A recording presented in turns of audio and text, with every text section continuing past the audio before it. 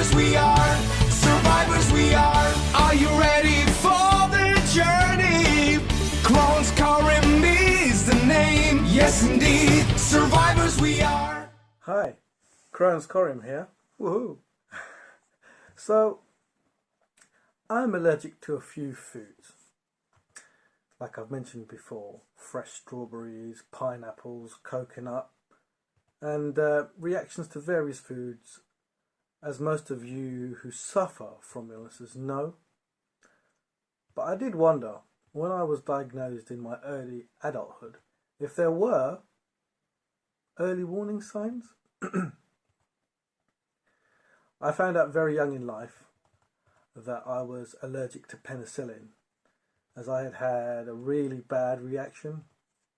My body was covered in blisters, sores, red marks. I mean, it was very itchy and had swollen up a bit.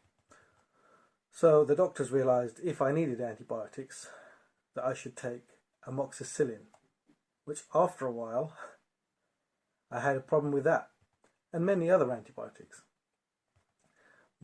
But my body would react badly, to pretty much all of them. But who knows? Maybe it's my body's autoimmune defences kicking in.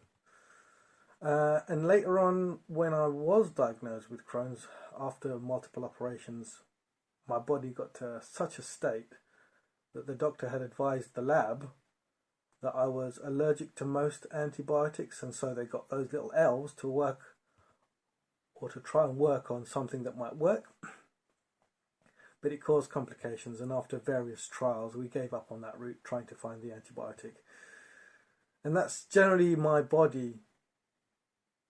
I had a problem with anti-antibiotic, or is that biotic?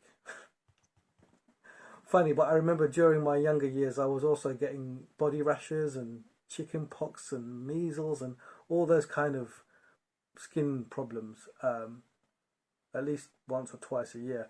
I got lots of leg pains and arm pains, foods that I couldn't tolerate at food times when the family would eat. So who knows if they're early warning signs. A good example of the food thing was at secondary school, so that's 11 years old and plus. My father used to send me and my siblings to school with a packed lunch. Some sandwiches that he'd make, some snacks, some fruit and a drink. But when it came to lunchtime, more often, I'm not saying all the time, but more often, I would end up throwing the sandwiches away or keeping them in my bag and then throwing a number away as and when. In fact, by the time I'd got to 15, so 15 plus, the college years, my mum would find a week's worth or two, well past decomposition. I mean, black sandwiches in a bag locked up somewhere, as I got too lazy to throw them away. I mean, I suppose that's the lowest scale when it comes to how gross and disgusting teenage boys can be. And I regret not being upfront about my food disorder, if I can call it that. As if I had told someone, that could have been an early warning sign. Now, I was a geek and a bit of a nerd, so I didn't spend much of my time in outdoor sports or outdoor activities or running around. Even when it came to like school rugby or football, I would find myself very tired and lethargic very quickly. And if I sweat or dehydrate from any activity, naturally you can feel low, right?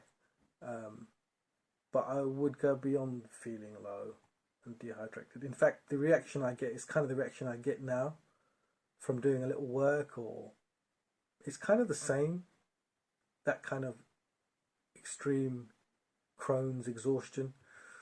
So who knows? But then I'd just brush it past and think, well, I just wasn't very sporty. But again, another early warning sign, perhaps. Oh yeah. And the other thing was, I had this internal nervousness that nobody knew about. I would psych myself up to do something, or pre-do something in my mind before I did it, or be afraid of doing something but I'd never let it come across. In fact, I was kind of the center of attention. Most of the time, I always have something to say or something to do, but inside, I'm quite a wreck. So, the antibiotics, the food issues, the extreme fatigue, and the stress of nervousness might be worth thinking about the signs that you might have had, or at least flag some signs now and again, especially if you see it happening to other people. Okay, Corim out. Survivors we are.